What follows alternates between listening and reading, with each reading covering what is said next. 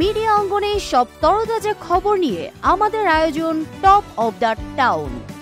Extra মজার স্টুডিওর এই আয়োজনে আপনারা জানতে পারবেন গরম গরম সব গসিপ। টপ অব দ্য টাউনের প্রথম পর্বে আপনাদের জন্য থাকছে বাংলাদেশ শিল্পী সমিতি নির্বাচন।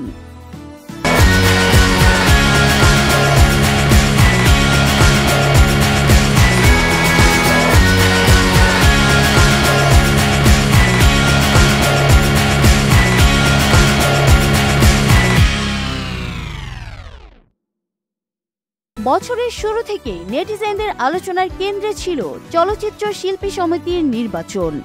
সকল অপেক্ষার অবসান করে 19 এপ্রিল হয়ে গেল বাংলাদেশ শিল্পী সমিতি নির্বাচন। 19 এপ্রিল সকাল 9:30টায় ভোট গ্রহণ শুরু হয় এবং সন্ধ্যা 6:30 পর্যন্ত ভোট গ্রহণ চলতে থাকে। এবার প্রধান নির্বাচন কমিশনার হিসেবে দায়িত্ব পালন করেছেন প্রযোজক খোরশেদ আলম খসরু। এবার এই নির্বাচনে মোট ভোটার 579 জন।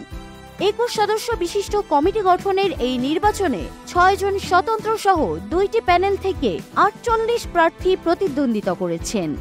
এদিন 475 জন শিল্পী উৎসব মুখর পরিবেশে ভোট দিয়েছেন। এবার প্রতিদ্বন্দ্বী 2 প্যানেলের মধ্যে একটিতে জোট বেঁধেছেন ঢাকাই চলচ্চিত্রের দাপুটে 2 অভিনেতা মিশা সওদাগর ও মোনার হোসেন ডিপজল। আরেক প্যানেল থেকে লড়েছেন সোনালী দিনের নায়ক মাহমুদ কলি ও নায়িকা নিপুণ আক্তার। নতুন সভাপতি নির্বাচিত হয়েছেন জনপ্রিয় অভিনেতা এবং বিগত 2 মেয়াদের সফল সভাপতি মিশা সওদাগর। তিনি ভোট পেয়েছেন 265। তার প্রতিদ্বন্দ্বী মাহমুদ কলি 170 ভোট পেয়ে পরাজিত।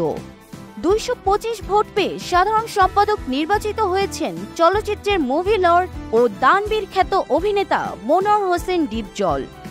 17 ভোট কম পেয়ে পরাজিত হয়েছেন নিপুণ আক্তার। 20 এপ্রিল সকাল 6:45 দিকে এই ফলাফল ঘোষণা করা হয়।